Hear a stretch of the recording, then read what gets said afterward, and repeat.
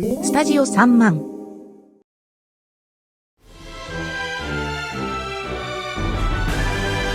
In a world of dungeons, dragons, and devious DMs, 4 adventurers set out to save the mysterious land of Bleoflow. I'm Frank Bunty, Dwarven Paladin and all-round badass. I like nothing more than righting wrongs and smiting evil. I'm Bonarail, a half-elf rogue that'll rob you blind and mess you up. I'm Lord Sugar, a human wizard noble. I'm rich, I'm better than everyone, and I set fire to everything. I'm Draco Justice, Dragonborn Monk. For when justice calls, who will answer? I will. I'm Draco Justice. And I'm Doddy, the resident DM. I'll be throwing everything at these guys, including the kitchen sink. Ooh, a mimic kitchen sink. Nerd OD&D from the Nod Network. Listen on Apple Podcasts, Spotify, YouTube, Facebook, and wherever else you get podcasts. If you want my future, forget my past. If you want to get with me, better make it fast.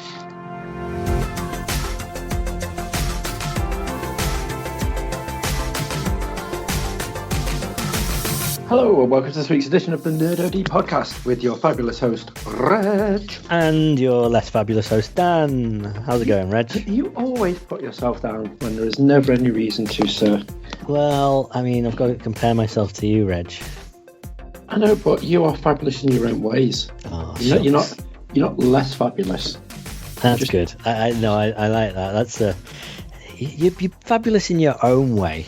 Generally, I don't think that's a good thing. I think that's like, I mean, you're clever in your own way. You're good looking in your own way. It's never a good end to a sentence, that, Reg. Unconventionally. Well, in my opinion, like I say, you are awesome. And if it wasn't for you, there wouldn't be an us. Ooh, so, that's true.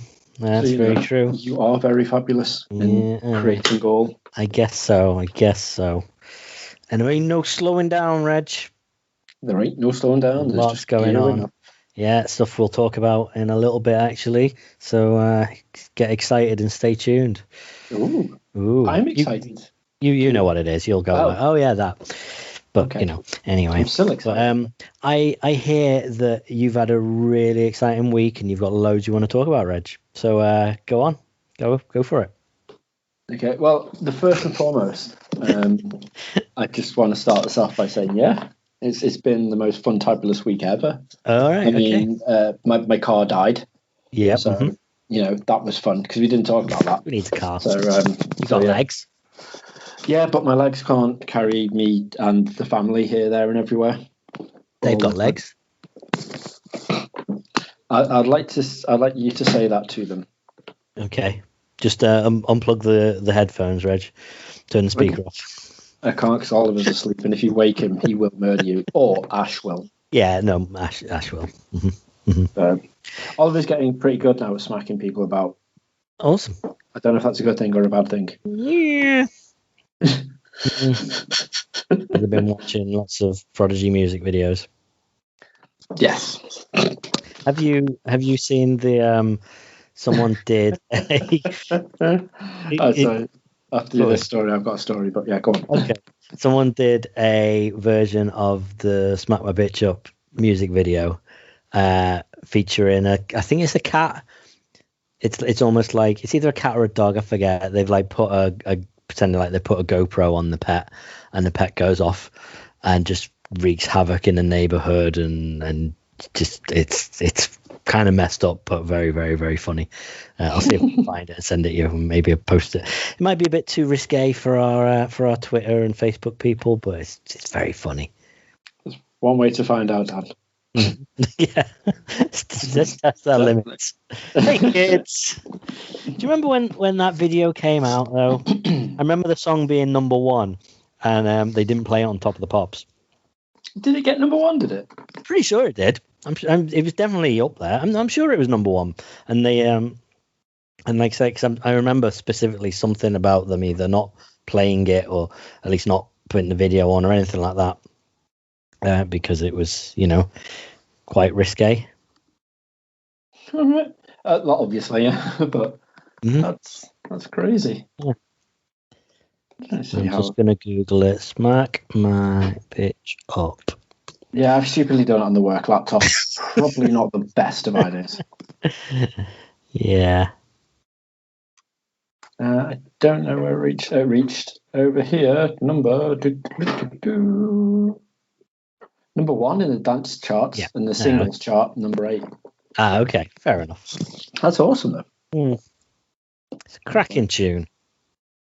Truly is. So you can't beat old school dance. Like 90s dance is the best dance. Yeah, I mean, I remember at the time lots of cheesy Euro dance, which at the time you'd be, you know, I think distance and time and nostalgia has suddenly made it a bit more recently. I say recently, I mean like in the last 5 to 10 years since we got older, kind of okay. Stuff like Darude Sandstorm and Dario G and, you know, stuff like that. The really proper cheesy stuff that I probably didn't listen to at the time. But suddenly, if I'm out, although I haven't been out in a long time, but if I'm out in the club and someone puts on something like that, I am getting my glow sticks out. But back in the day, I would have been like, right, Reg, we're changing floors. Come on. See, which is mad because those are tunes I'm like, yeah, but they just remind me of playing like driving games and stuff.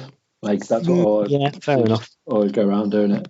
See, I would say more when I think of 90s / early 2000s dance, I would rather think of things like the Prodigy and the Chemical Brothers, and you know, stuff like that, and then Robert Miles and stuff like that. Yeah, exactly. But yeah, it definitely as you get older and you get further away from that stuff, you start to almost respect it a little bit more. I remember seeing I saw Dario G playing in I can't remember what the name of the club was. The Ritzy.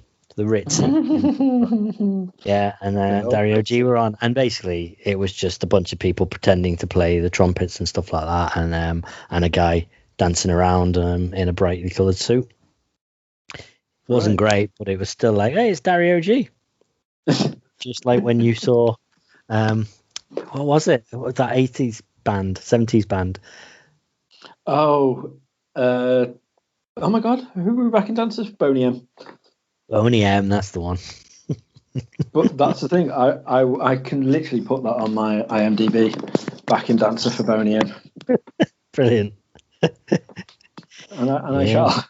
If ever I create an IMDb, which I can do because I've had multiple credits now. Just like I have co-directed Twin Forks music video on my CV, on my IMDb, because they used some of my live footage from the interview we did with them. Oh, nice. You know, I remember. No, I mean, you definitely knew that at the time. You've forgotten that. Yeah, probably, unfortunately. Yeah, they released a video which was about that. It was basically lots of footage of them on tour and stuff like that, and at least 2 or 3 moments throughout the music video were bits from from our interview, but from my footage that I'd shot while we were in the front row of them playing and put in with the interview. And it's the same. The bands must feel like they are entitled to this stuff because both them and the Bare Naked Ladies have just taken our footage and re-uploaded it as their own.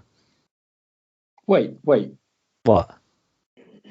What did the Bare Naked Ladies use of ours? They took our 1 week sing-along video and they reposted it. They did. Uploaded it onto their own Instagram, onto their own IGTV. They did do that. They did do that. All of a sudden, I had just like a song. I thought I had something like, oh my God, moments, and I'm like, shit, the Bare Naked Ladies used our footage to do something, right? I mean, technically, you have starred in a Bare Naked Ladies music video because they posted it themselves. Do you know what? That is true. That is very true. Oh, so, going slightly off topic, but remaining on topic of stupid things that I didn't know. Mm-hmm. We were doing the quiz this morning in work, and this is where I show my age, right? Because it was my turn to do the quiz, completely unaware of it, and I was like, shit, had to do like a very quick one while we were talking about what we're doing in work today. And I was like, yeah, let's do this. And some of them were just simple ones like who said this line, and you get 2 points if it's like if you get the character, 1 point, 2 points if you get the character and the actual actor, right, from the films and stuff. And the last one was wax on, wax off. Right. Okay, so you might have guessed the name of the character who said that, Dan. Okay. Who would you say? Well, wax on, I'm wax off. pretty sure that both Mr. Miyagi and Daniel-san both said it, one quoting the other, right? Okay, so if you said Mr. Han or Jackie Chan, Okay. would I would have been very wrong. Well, the thing is, you are very right in it is Mr. Miyagi, right? Okay, good. But then when I was like, it's actually Mr. Miyagi, and I was like, who the fuck is Mr. Han? And the lad in work was like, it's the guy who teaches Gremlins. No. Okay. So he was like, it's the guy that Jackie Chan plays who teaches the kid. So I'm creased up laughing. And I'm like, fucking Jackie Chan. And he's like, oh, is it Bruce Lee? And I was like, Bruce fucking Lee in Karate Kid. And he was like, yeah. I was like, mate, he was dead like fucking years before that. And he was like, well, it's Jackie Chan then. I was like, mate, that's either just you don't know who it is, or B, you're being very racist right now by saying it's got to be an Asian actor, so it's got to be Jackie Chan. And he was like, right. No, it's Jackie Chan. I'm getting where this is going. Is the character not called Mr. Miyagi in the remake, in the Jaden Smith version? There was a remake. Yes. I was not aware that Jackie Chan played Mr. Han in a remake of the They Karate renamed him. Is it not a remake? Is it like set later on in the timeline or something? Is it just It's a reboot, like a fresh, like new take on it. So why did they rename the character? I think they renamed Jaden Smith as well. I think they just called Jaden Smith. I don't know. I can't claim that one as fact. But he doesn't say wax on, wax off. He says jacket on, jacket off. What's even the point? If you're gonna remake a film, you want to make it your own thing, right? Sorry, Ash just giggled profusely at the jacket off. Yeah. But yeah. Jacket on, jacket off. What's that from? That's a comedy thing. That's jacket on, jacket off, jacket on, jacket off. I know you're not a young boy, but oh yeah, don't say that to a young boy. Oh, it's Mighty Boosh. Yeah. Jacket on, jacket off. Yeah, but Jean-Claude Jacket. Yeah, of course it is. Ugh. Yeah, and they use that in the Karate Kid. They use it in the Karate Kid. But I was like, shit, does Mr. Miyagi, is he played by Jackie Chan in the new one? And apparently he's like, he is all but namesake, apparently, Mr. Miyagi in it. But I was just like, absolutely. This is just insane. And I genuinely couldn't get my head around it at all. I was trying to remember the name of the kid now, but I can't remember the name of the kid in the new version. I'm sorry, but yeah, there you go. That was an interesting fact that there was actually a remake, and it was Jackie Chan. I mean, I knew that much. I knew all that stuff. I must have completely forgot all about it. I've never seen it. I don't think I'm ever gonna see it. But yeah, I'm just googling why did they rename Mr. Miyagi? But all I can see is someone saying it's not set in China. No, it's not. It's now set in China. Mr. Miyagi is now Mr. Han, and he's basically just the same character. Yeah, weird. Very weird. Yeah, very, very much so. But I just, that blew my mind. I genuinely thought he was taking the piss to begin with. But when he was like, no, I'm dead serious, I was gone. I was literally gone. And, it turns out it was a... to be honest, it took me... I mean, if you listen back to this to the last 5 minutes of this podcast, it took me a while to realise that it wasn't someone being stupid. And the best thing is... so millennials. I've told you, haven't I, about the running joke we've got with the John Lennon. We talked about it on one of the pods. The quiz. So I did one of the other quizzes I did was a really bad celebrity tattoos, and you had to guess the name of the artist or the celebrity, whoever it was, with the bad tattoo. Okay. And the Michael Jackson one was there. It even had the initials MJ underneath it, and he was like, "Oh, it's John Lennon." So then it creased us laughing, and now every single quiz someone has a John Lennon question in there. So I was like, I don't know what to do. Each one's got 5, like each round has 5 answers and like 5 questions. So I was like, I'm just going to do a picture quiz. So I started the picture quiz off with Yoko Ono, right? And then I was like, that's too funny. I'm just going to do the fucking Beatles now. So I did all the Beatles underneath it all. And the answer for question 1 was, who's Yoko Ono? Bono.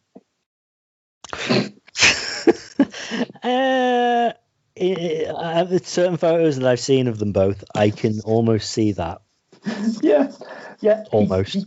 I don't think he thought I was being. It was like a serious photo. I think he thought, oh, it's Reg.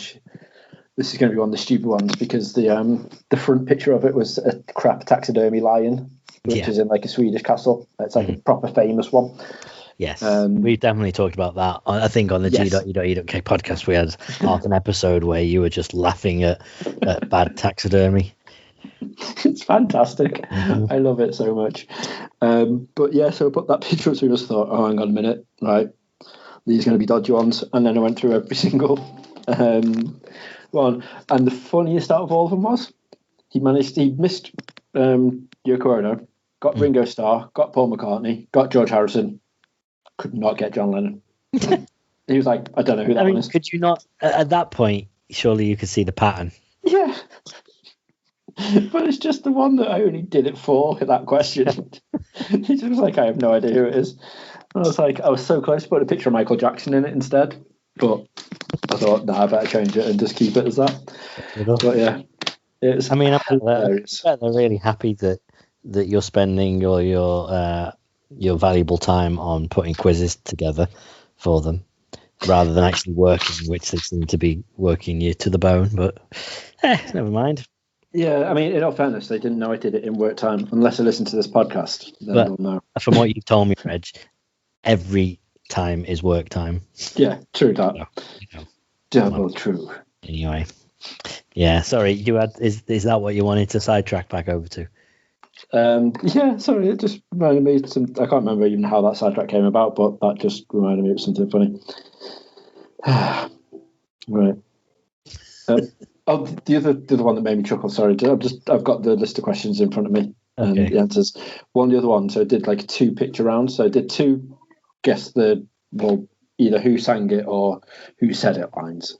And I did the music ones really, really easy because I was really short of time. And I was like, I need something that they're easily going to get. So I'm just going to run through the who said it. Okay. So the first round is called Whose Line Is It Anyway? Right. So question 1, because all of the stars are fading away. Try not to worry, you'll see them someday. Okay, Stop Crying Your Heart Out. Yep. By Oasis, yeah? Yep. Girls who want boys, who like boys to be girls, who do boys like their girls and do girls like their boys. Always should be someone you really love. Yeah. Blur. Girls and boys. So not Duran Duran. No. Not Pet Shop Boys. Nope. Not some shit boy band from the 80s. No. Right. None of the above. Those are the answers I got for that. Of course. Even when I said they started doing it, I was like, you know what? Just a bonus point. It was the Rivals for Oasis. And they were like, don't know. And I was like, Park Life? Like, don't know. I was like, right, move on then. So this is the one that all of them got.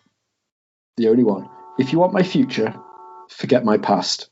If you want to get with me, better make it fast. Yeah. Of course they did. Who wouldn't? So, and just in case people are guessing you don't know, who was it, Dan? It's the Spice Girls. Correct. The only one I knew 1,000% they wouldn't get, but I just needed to throw it in because of what the day is.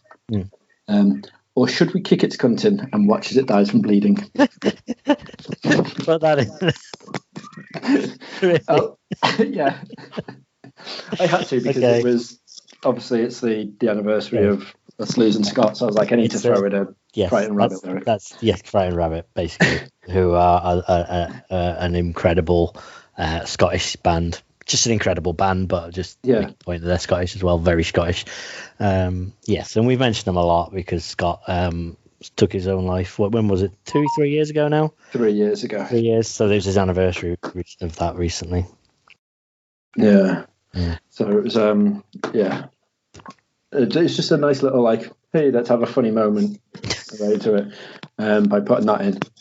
But then I was sent them all the link to listen to it because everyone was like, yeah, it sounds fucking really lovely. And it's like, it is such a lovely song. So I sent them all but the as soon as you hear that there's a Scot singing it, you're allowed to see word.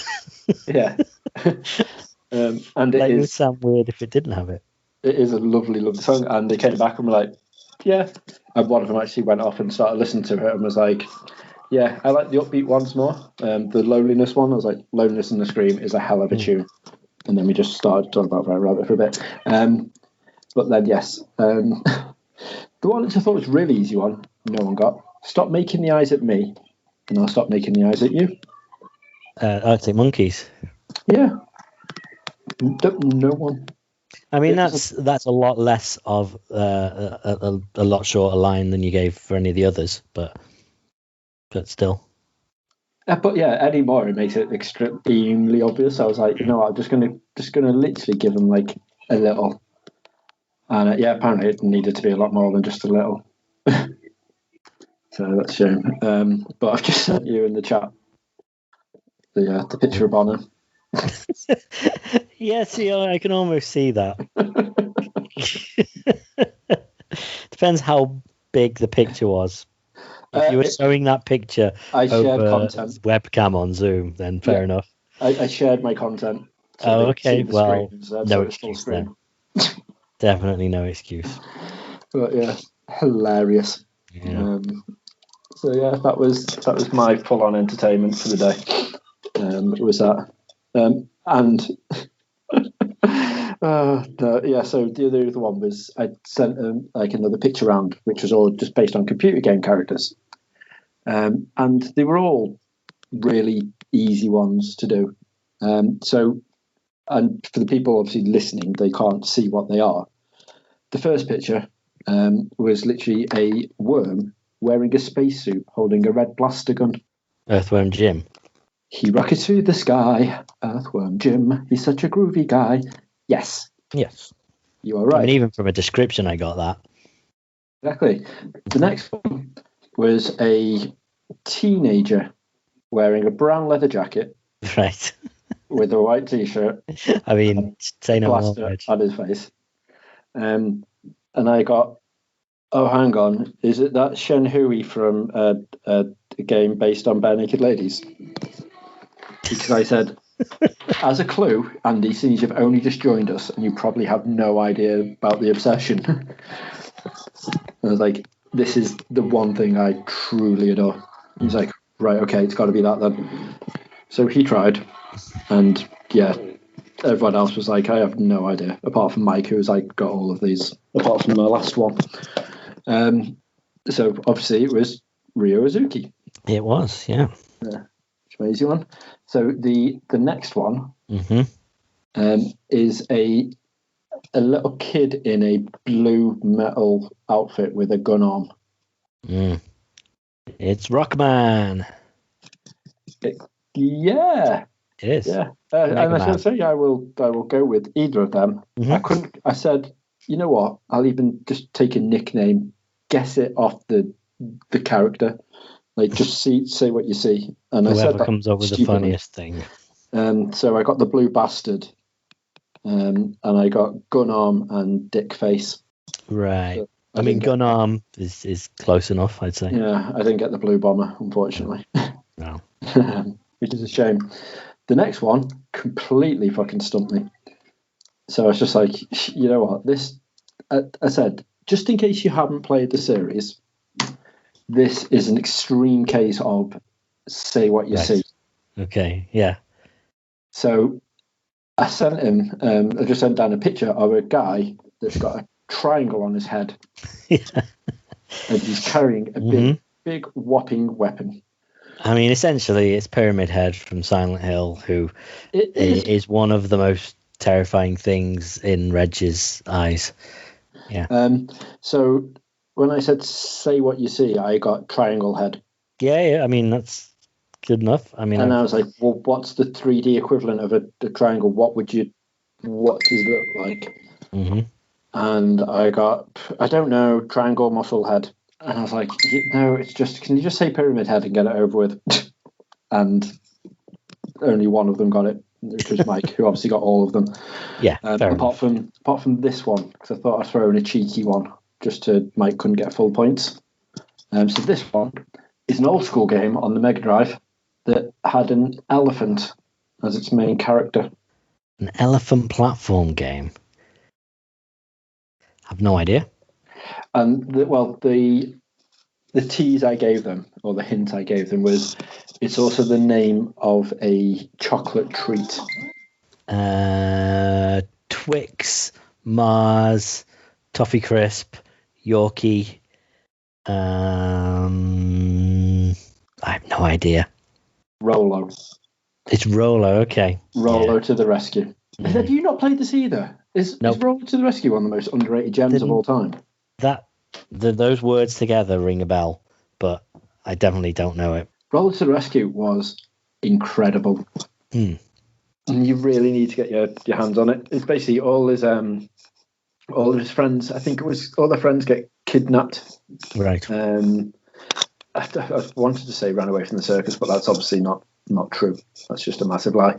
But yeah, so basically he's got to go and save like all his friends.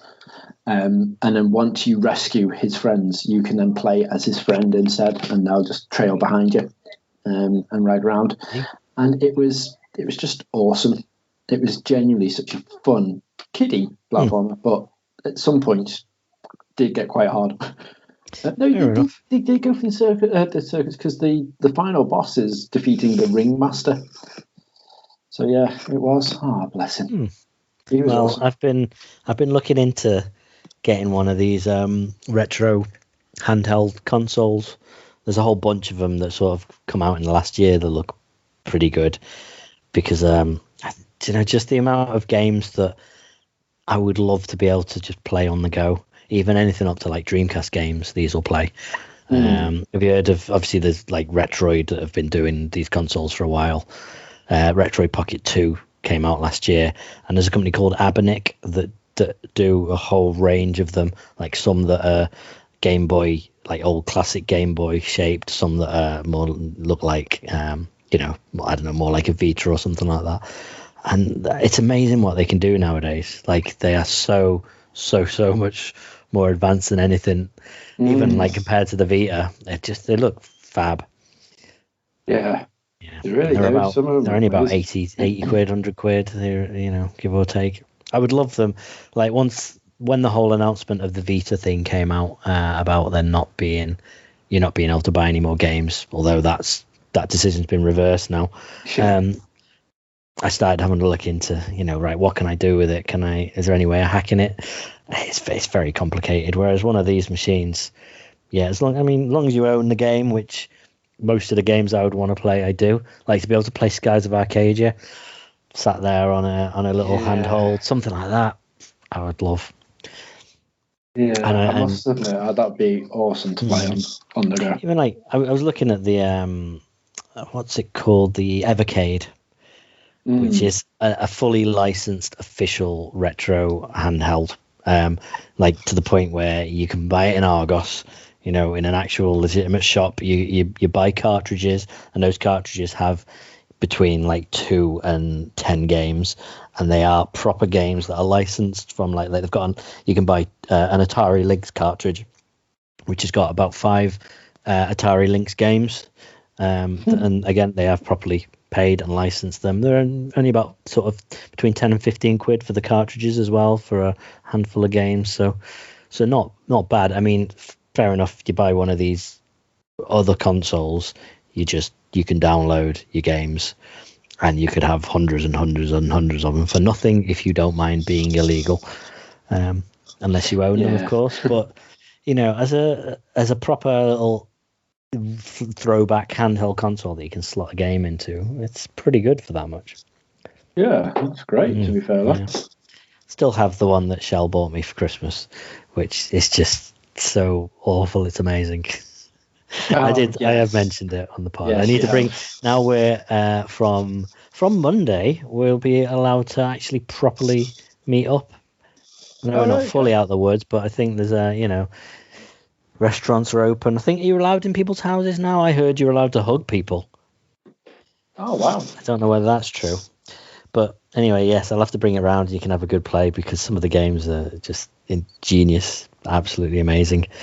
But in terms of things opening back up from Monday, I'm looking forward to going to the cinema, right?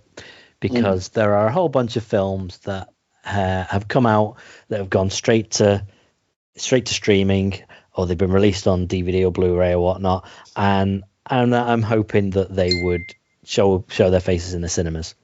Things like Godzilla vs. Kong, Mortal Kombat. I'm quite happy to go and see. Raya and the Last Dragon.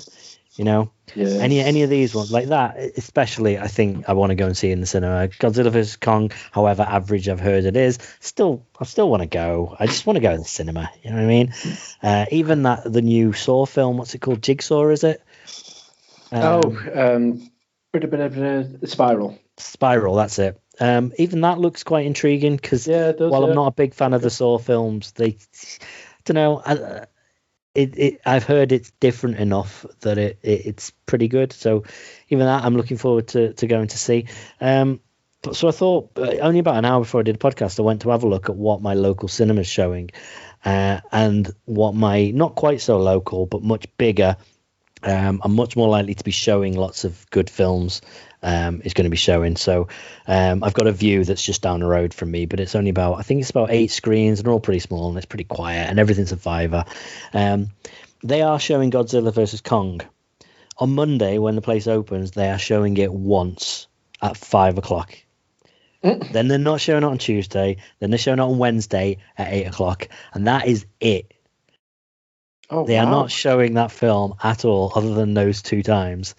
What they are showing is Lord of the Rings. They are showing Titanic. They are showing Star Wars and A New Hope. They are showing, still all these old films. They've still got all these old films. They're not showing Mortal Kombat.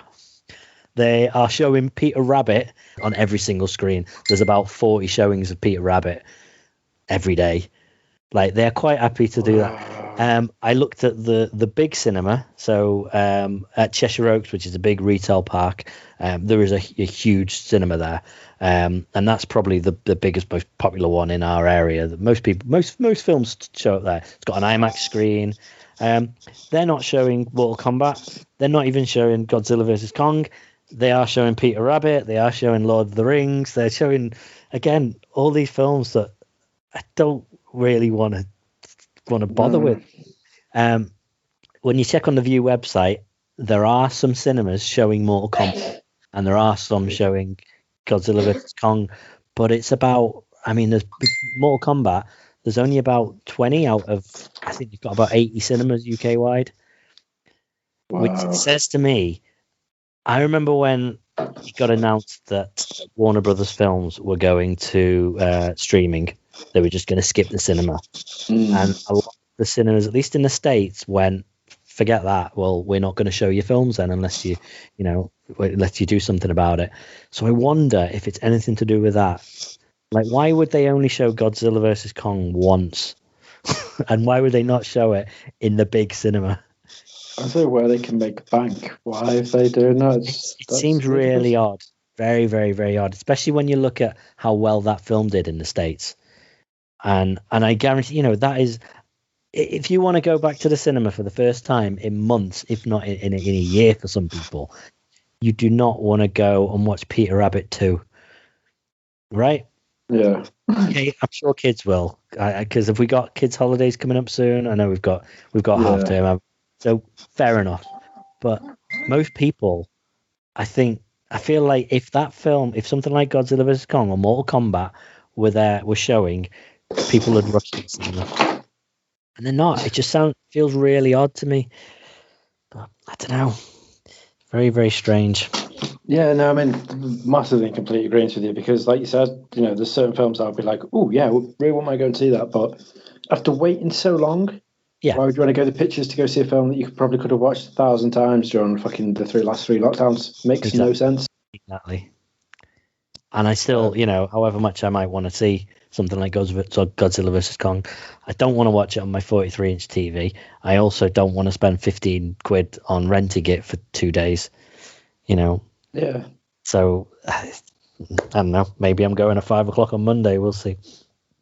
And there's an even bigger cinema in Liverpool, right in the centre of Liverpool, and that's not showing any of them. So I feel like maybe Odeon have decided they're just not bothering with any of the WB films, and and even even Raya and the Last Dragon, nowhere showing that from what I can see.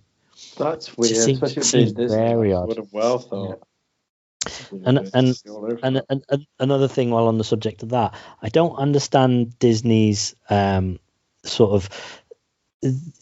They released Mulan straight to streaming, but you had to pay whatever it was, 25 quid, right?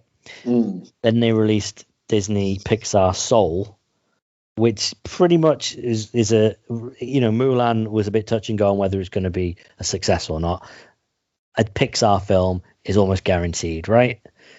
I don't think they've ever had an actual big proper flop. Like the Good Dinosaur, I know didn't quite perform well as a lot, but it was far from a flop. Yet they put that straight onto streaming for free. And now they're obviously they've released Raya and the Last Dragon as a premium streaming thing again, so for £25. And then in a month they're bringing out the new Disney Pixar film Luca straight onto streaming for free. Like, are they punished Pixar or something? I think it is something like that, isn't it? Where the Pixar brand should be able to just live on and just be like, yeah, you know what, we definitely need to go see this new Pixar film. It's not like, we definitely need to watch this new Disney film.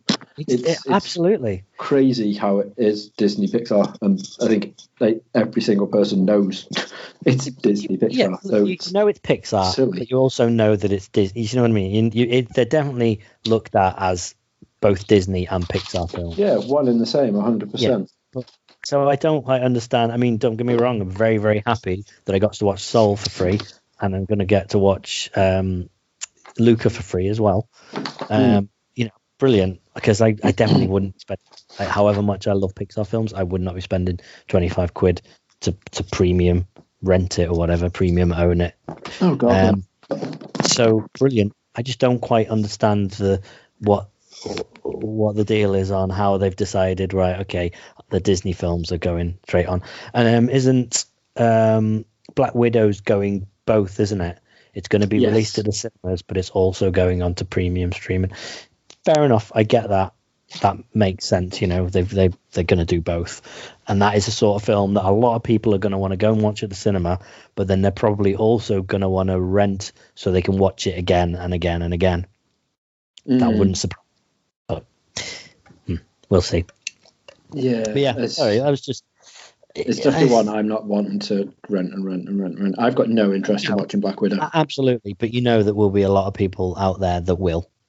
Oh yeah, 1,000%, mate. 1,000%. Like, I don't think there's a Marvel film in the last, probably in the last 3 or 4 years, probably longer, that I haven't seen twice at the cinema. I mean, generally because I'll go and see it on the day it comes out, and I'll quite happily go and watch it with someone else when they're like, "Oh, I really want to see that. Why didn't you take me?" Okay, well, let's go. Yeah, I'm quite happy to watch. There's not been a single one that I've gone, "Oh, that was so bad, I don't want to watch it again." Even Black Panther. I was like, yeah, fine. Let's go and watch it again. I might like it more the second time. So, and did you? No, probably not. No, but no. Yeah, I don't know. But speaking of films that are coming out soon, today there was. So this is recorded on Monday. Today they released the first trailer for Venom 2. Let There Be Carnage. Which the first thing is I can't remember what the original plan was for Venom 2 and what's the vampire one? Morbius, yeah. Morbius. Yeah. Morbius, the living vampire. What was the which was supposed to come first? Because obviously was it October, September, something like that, we got a trailer for Morbius. Yeah. But Venom trailer was a long way off. So I almost feel like that was supposed to come first, right? Yeah, I think Venom 2 is the one that should be next. I think they've kept it in the order that they were doing. So why was I the think. trailer for Morbius released last year, at the end of last year? I think it just wants to show you something that's like, hey, look, we are doing Super something fresh and sneaky. different. It's Okay. like, oh, good. I think. Hmm. I mean, I might be off my pickle, but I'm pretty sure Don't- that is that's the right thing. Fair enough. It just seemed a little odd. I was curious why, suddenly we've got the trailer for Venom and that's coming out in September, yet Morbius has gone back to 2022. Yeah. No, it's a weird one. I'll give you that. Yeah. Now there's half a podcast of me and you talking about Venom and how we thought it was a bit poor. Put it nicely. It was like a sort of someone trying to make a 90s action film nowadays. It was just really cheesy and bad and just not good. Really not good. Again, it's one of these things. Whenever I see a trailer, it kind of makes it look a little bit promising, but I almost know it won't be. I don't think I'm a fan of Tom Hardy. And I know that's probably controversial because everyone thinks he's amazing.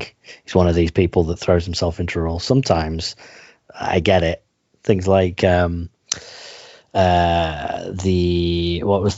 Revenant, very good in that. I don't know. I can't even think of that many films, to be honest. The only one that I really like him in is Legend. All right, when he's the Craze. Yeah, when he plays I've Craig not Wins. seen that. I just feel he sort of overacts it. His characters are all a bit caricatured. Yeah. So at least in this, he's this sort of streetwise like New Yorker, and it felt really over the top to me. And it doesn't look like that's changed at all. At the same time, I'm sure he puts an awful lot of effort into preparing for the big proper I'm going to win an Oscar style roles, but then he has his paycheck movies like Venom and Venom 2. Yeah. So I totally get that. So I think that's part of the problem. The other part is I don't find they're trying to play the character of Venom really like with a lot of humor, like how he's this crazy voice in his head, and it just doesn't work. Like I think I prefer the Spider-Man 3 version, which says an awful lot. Yeah. But in terms of the trailer, it kind of looks interesting. I like the look of Carnage, even though it does look like a bit of a CGI mess. It looks like a massive CGI mess. Not a bit. It's one of those where it's probably early days. I'm glad they've changed Woody Harrelson's wig, because remember the end credit scene at the end? Yeah. It's just got this Chucky Finster from the Rugrats haircut. Just looks so bad. So that's gone, fortunately. Looks like Shriek's in it, who is, well, she's another Venom villain. Although they're not really showing much of her, but you can kind of tell it's her.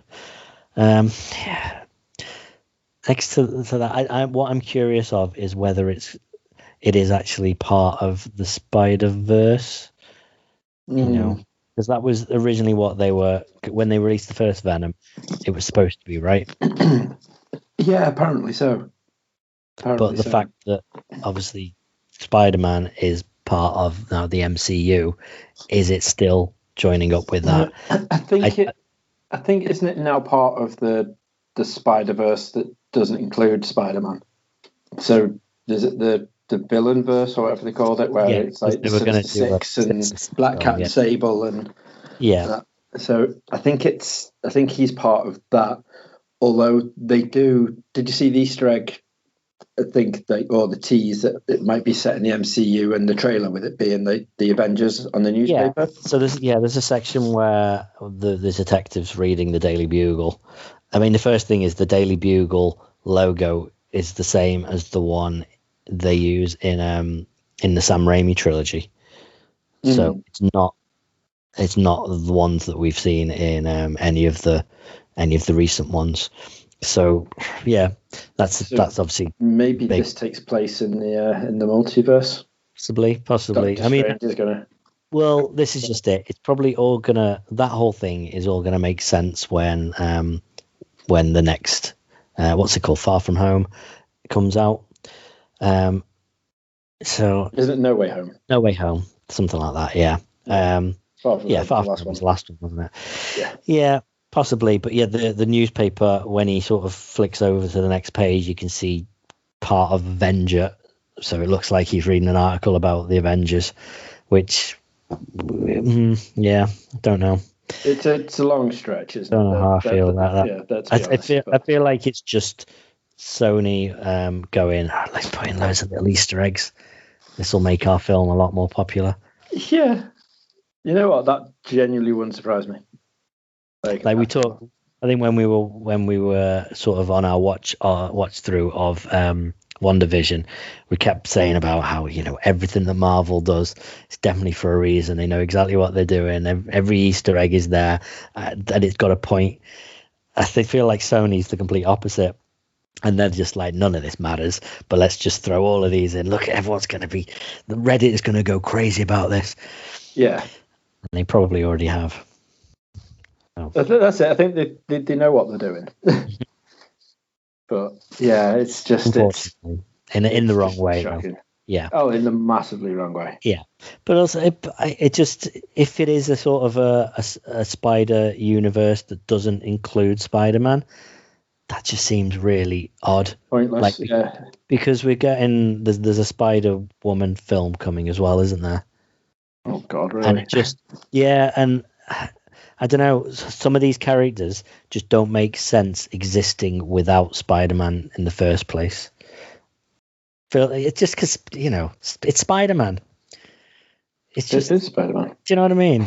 It's just he's the original, and I don't understand how you can have any of the other things without, like, you know, Spider-Gwen doesn't make any sense without having Spider-Man. No, that is very true. So I don't know. Good point. We'll see. Maybe it might tie in with the actual Spider-Verse animated thing. They might try and tie that in somehow. And a little aside, have you seen? It's from the same sort of directors and producers and animation team. There's a film that's gone on straight onto Netflix called Marshall versus the Machines. Mitchell versus the Machines. Everyone keeps raving about this on the dad pages, saying you got to watch. Well, it's one of those films that I can absolutely see why kids would love it, but it's also really entertaining for adults.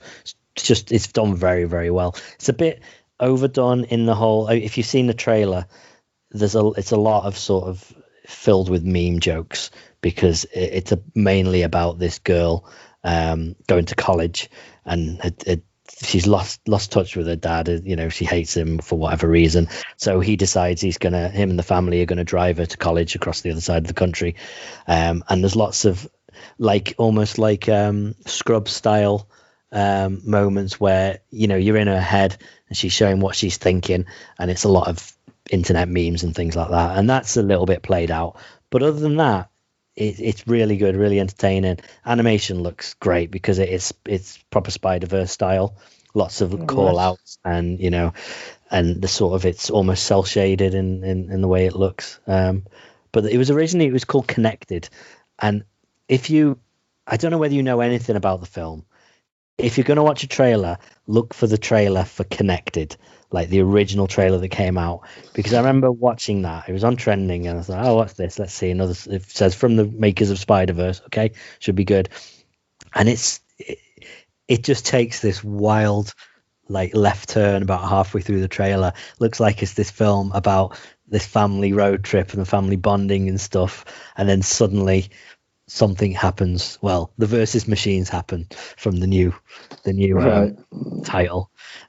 But the trailer makes it look like it's completely out the blue, and it has no place in it. But in the actual film, it works really well. It sort of brings it in gradually as it's going. But yeah, really good.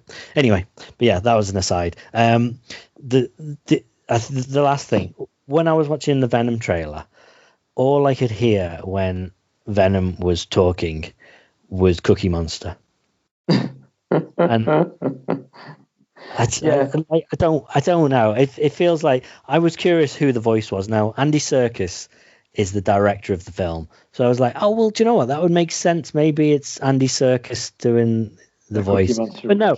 Well, okay, yeah. There's an aside to that. I thought, who have they got doing the voice? But then I googled it. No, it's actually Tom. Of course, it's Tom Hardy because it's the voice in his head, isn't it? But it's just that makes sense. Yeah, exactly. But it's just another, example of him just sort of phoning it in. I think because it's really over the top. Yeah, I thought when the trailer first started, I thought the inside head voice, the Venom voice, I thought that was Arnold Schwarzenegger or someone trying to do an Arnie impression when he's singing, because it really, to me, sounded like it. But yeah, now you said Cookie Monster. I'm just trying to get he's gonna play it. I say either, you guys say either, I say neither, and I say neither. Yeah, it does sound like Arnold Schwarzenegger. Yeah, but now later on in the film when he starts talking, like when he's going to talk about to the clerk in the shop, and he's like, "I'm going to eat her. Or is it okay to eat her?" And he's like, "No, you can't eat her." It really sounds like Cookie Monster. I know. The chocolate delivery hasn't arrived yet. No! We had a deal. What's gonna happen? You gonna stop protecting me? I am happy to eat, Mrs. Chen. No, you cannot eat. It's just Cookie Monster. Oh dear. Hold on. Download a free order. Oh, go away, Elon Musk advert. I'm not downloading a trial of your book. Oh, boy. These look nice and crunchy. Yes, it is the same voice. Yeah, I honestly thought you were just going to have a clip of someone already sorting it out so you could see him as the voice then. No, but maybe that is what I'm going to do tomorrow. That is my day sorted. Thank you very much. Excellent. Yeah. Sorry, the advert that came up was an Audible advert that was saying, "Hey, download Elon Musk's book." Have you heard everything that happened about Elon Musk on Saturday Night Live? I have not heard a thing. So, Elon Musk a few months back started tweeting about Dogecoin, right? Yes. And Dogecoin then slowly started going up, and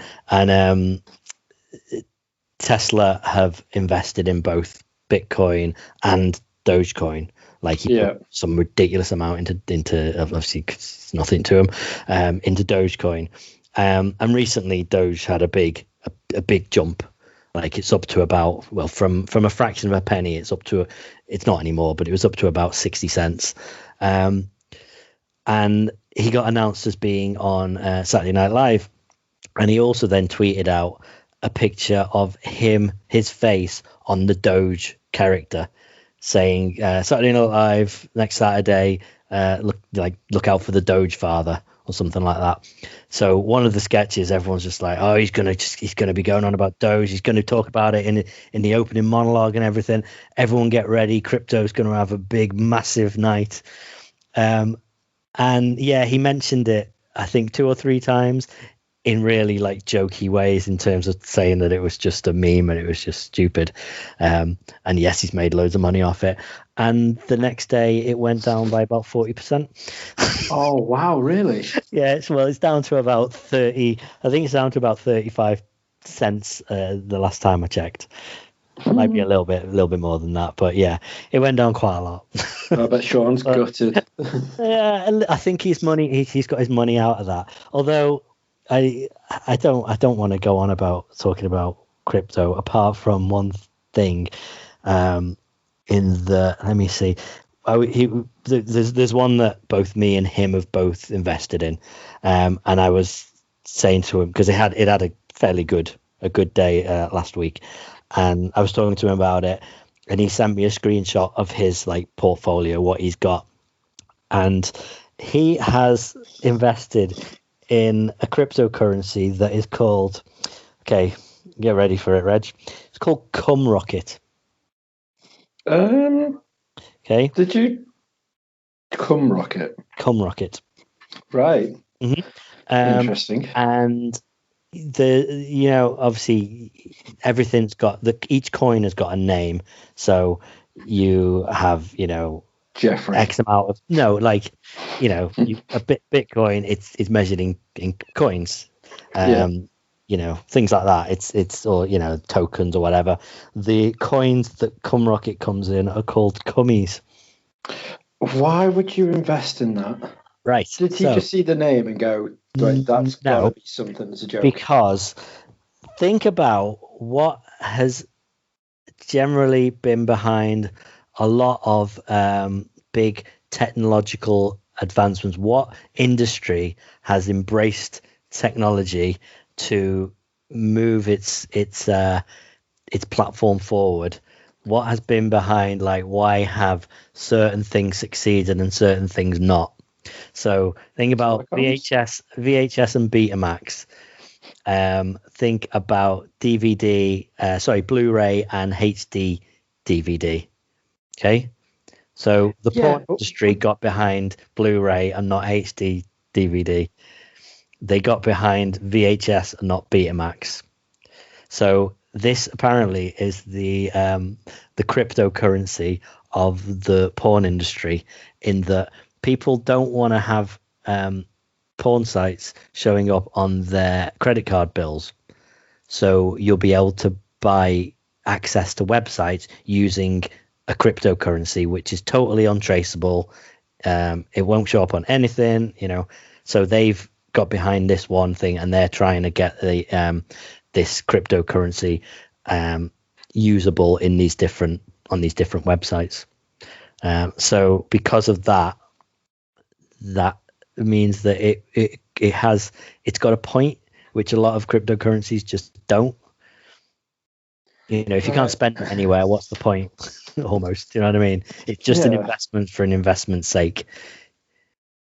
I get it. It's just I would never want. No. Like imagine going around to your parents or whatever. That's what you've been up to. Oh, just invested in this fantastic currency. Yeah, what's it called? Well, Cumrocket. I really want it to take off though, because there's all these people walking around going, I just made a fortune on Doge, or I made £100,000 on Bitcoin. He's going to be there. He's going to be driving around in his pink Lambo, and people are going to be like, where'd you get that from? Oh, I made a load on crypto. Oh, what was it? Bitcoin, Ethereum, Doge, Cumrocket. All right. Oh yeah. Okay. That's why your number plate says Cumrocket on it. Yep. That's it. Okay. Yeah. I really wanted him to come on the podcast today because I wanted to ask him about this. I wanted him to explain it himself.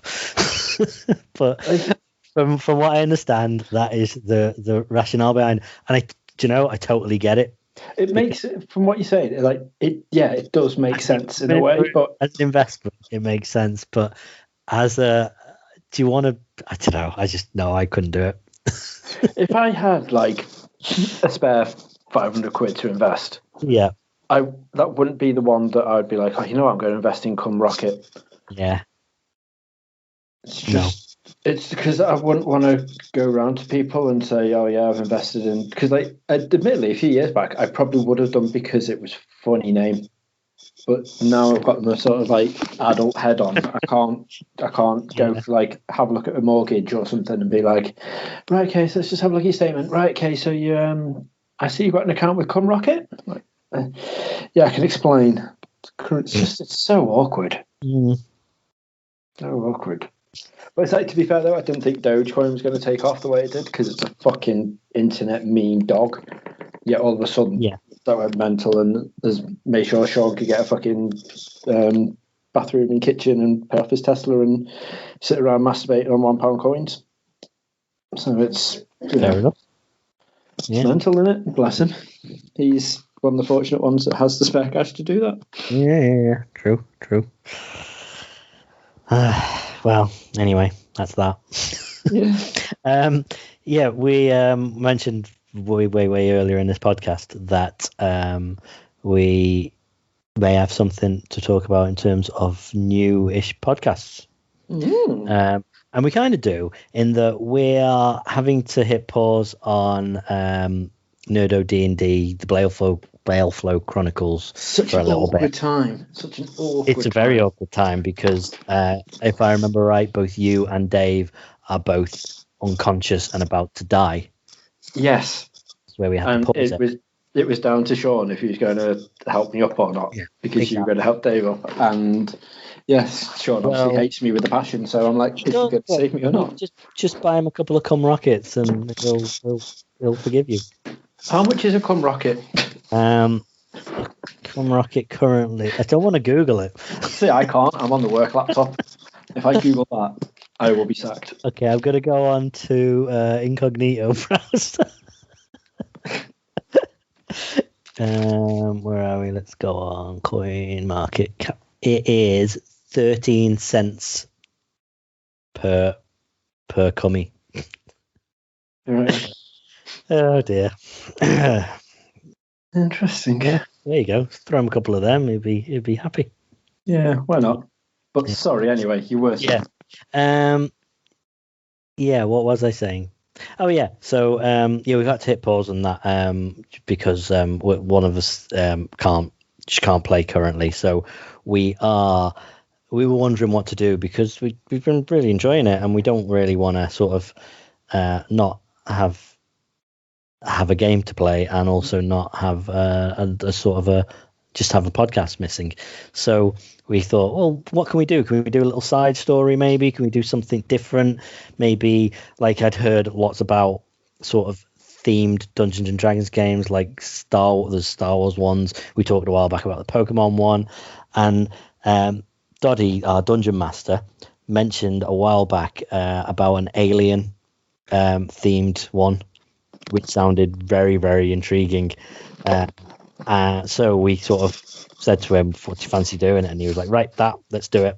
So at some point, hopefully this Friday, I don't know. It depends on whether we can get together on Wednesday to start recording, but we will have probably a 3, 4, 5 episode sort of arc of an alien Dungeons and Dragons story. So Alien as in the film series. It's not a D&D game. Just to throw people out there. So it's a role-playing. Yeah, it's a role-playing Alien RPG game. Yeah. So it's going to be very interesting. We've all got pre-planned characters and quests to do, I think. Yeah. And then when one character dies, you just take on the role of a new character. So there's not like, oh no, you can't currently. It's like just take on a new guy, roll with him, do all different stats, all makes different sense things. Because I know from watching the films and also playing Alien Isolation that people die very often. Yes. So I was curious. That was my first question. Like, it's either going to be very unrealistic if you keep sort of winning against a xenomorph, or it's going to be very realistic that you keep dying, but then what happens? So it sounds very interesting that you die and then you come back and you're a whole nother character. So everyone gets to keep playing, but I guess there's a finite number of characters though by the end. Yeah, I think so. I'm not sure. I haven't properly gone too much into it. Yeah, but that's what we're going to do. So it'll appear in the Nerdo D&D feed. We might put one episode up in this feed as well. If you want to have a listen or skip, you're very welcome to. But when we come back, so I don't know whether people have heard the big news, but everyone's favorite actor and chaos theory specialist, Jeff Goldblum, he's announced that he's going to be featuring on a pretty famous Dungeons and Dragons podcast. Yes. Now, you've kept this quiet. We haven't talked about this. This has been a long time coming. We've worked very hard for this. But yeah, we're very excited to announce that Jeff Goldblum is he's not going to be on Nerdo D&D. He's going to be on some other Dungeons and Dragons podcast called Dark Dice. It has like a live orchestra that plays alongside them and all sorts. Yeah, well, I do that. I put sound effects in. I could put music in if you wanted. Nice. I think we do need some battle music when we go to battle. Yeah. Well, yeah, it just the amount of time we spend in battle, because we are very slow at it. I tried it and it just got a bit boring because it was just the same music looping over and over and over again. So I don't know. Fair enough. Makes sense. But we are getting better. And I think I'm going to start when we come back, if Sean does res me, I think I'm going to start playing Frank Bunty as a proper character. Like I might have a voice and some weird fun things. Right, okay. It's just the awakening from inside the. Okay, inside well that's good. Because So- me and Dave are the only ones with sort of voices at the moment. I mean, granted, mine is stolen from the actual person that my character's based on. Yeah. Also, you don't watch Line of Duty, so this won't surprise you or bother you in the slightest. Okay, no Right. spoilers, though, right? No, it's not a spoiler in the slightest. But I was watching Line of Duty, and one of the guys in it, Steve Arnott, who's one of the main characters, if not like the main character dude, in it, is a proper Cockney geezer, like South London all the way through. And then I watched him on, I think it was a Jonathan Ross show or some chat show, and he's the most Scottish person in the world. Like, it's really Scottish, and I would not hazard a guess. Wow. Like, you would never have believed it.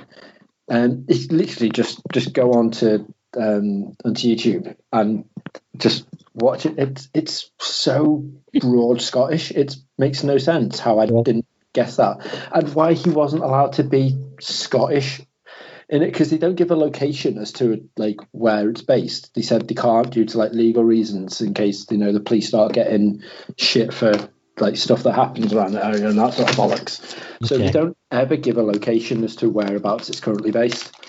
So it just made it really bizarre how he was like, yeah, okay, so you can't talk Scottish. He's very easy to understand. It's not like you got to like proper hard to hear to understand him. But it completely blew me away, and I'm like, that's interesting. Like, that's very bizarre. So I wonder when he sings. I wonder if he sings with a Scottish accent or an English accent It either goes Scottish accent or American accent. Yeah, Yeah. and he does live in Las Vegas now, apparently, because he's rolling in it. Oh, okay. I bet. So I might have a little googs and find out, because stupid things like that annoy me at night and I can't sleep, and it just makes me wonder. So, Fair enough. Did you also know that Judi Dench is a Dungeons and Dragons DM for her grandkids? that's awesome. She I read this ages ago, and I wanted to talk about it ages ago, and I just forgot. But when I wanted to bring up the Jeff Goldblum thing, I was like, do you know what? I need to talk about that as well. Yeah, she was when she was filming Chronicles of Riddick, Vin Diesel got her playing Dungeons and Dragons, and she liked it so much that she started DMing for her grandkids. That's quality. Absolutely. And there's another, just while we're spewing out other D&D things for people to listen to that aren't ours. Oh, she really does need to podcast it. That would be brilliant. That would be awesome. There's one that it's got like a load of random celebrity people in it. But I can't remember what the name of it, but it's all puppets. So they sit around the table and they actually like play Dungeons and Dragons. But then whenever like they go to a shop or they start a combat or something like that, it cuts to puppet versions of them.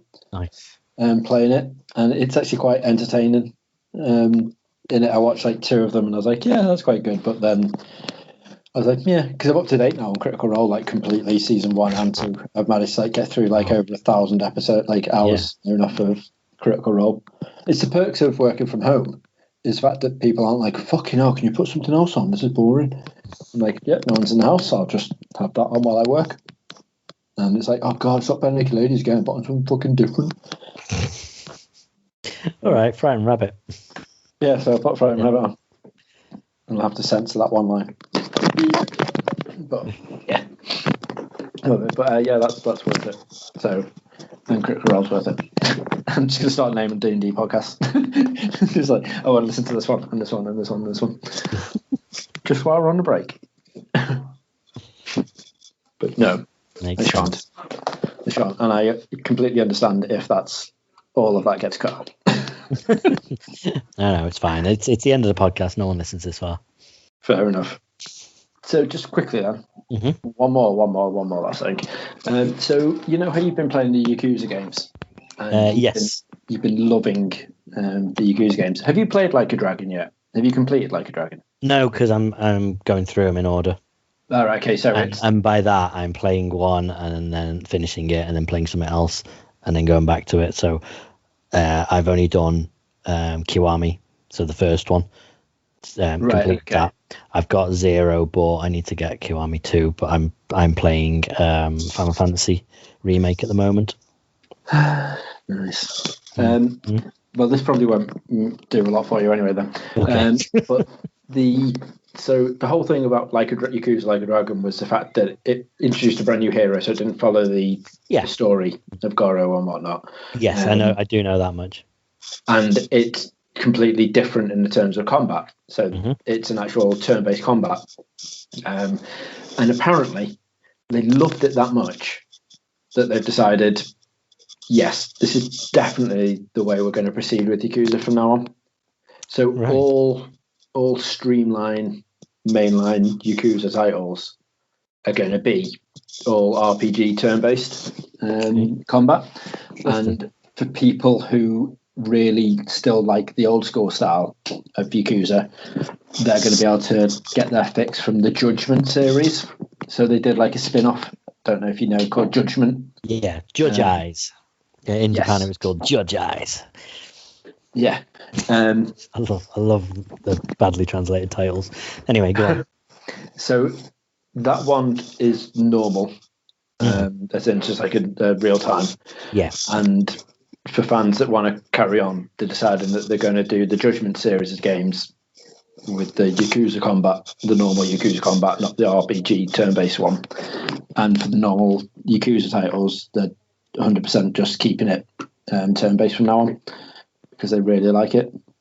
Apparently it sold so well, they were like, yep, it's definitely been transformed into turn-based RPG now. Yeah, well, I mean, I'm not sure that that's why it sold well. I think people seem really to like not. the style of it and the fact that it was a new starting point for people, so lots of new people could jump into it. Yeah, because I have no problem if I see Like a Dragon for a decent price, I'll grab it and I'll probably play it before before playing the other 7 or 8 or whatever it is. But yeah, it from everything I've seen, it's so different. That it just, I don't know, I figure it made people want to jump in on it. So, yeah, I don't know. Seems odd that I surely after so many installments though, they need to, they should be calling it quits on the other characters anyway, and not just go, right, this is a spin-off, just be like, this is the new character we're following. Yeah. Oh. Yeah, definitely. I don't know. I need to play some more before I get to that point though. But yeah, I have too many games that are just sat there now on my in my game rack waiting for me to play. I'll check you out with your game rack and stuff. Check me out with my actual console. Although I finished Radiant Historia on the 3DS, and then I played through one of the Professor Laytons or something. I just wanted something totally different to a ridiculous, intense RPG. And then I was like, you know what? Let's put my 3DS down. Let's pick up my Vita, and I've started playing Persona 4. Nice. Not very far yet, and I'm a little confused, but I'm sure it'll start to make more sense as I go. Yes. Good times, sir. Good times. Yeah, it looks it. But it's very annoying that I know with Persona 5 on the PlayStation 4, you can change the voice to Japanese. You don't have to have the dub. Do you know what I mean? You can have the sub. But you can't on the Persona 4. And plus the songs, it sounds like the songs have been sung in English as well. And like, you don't want that. I want the originals. Right. Well, anywho, I think that is the show.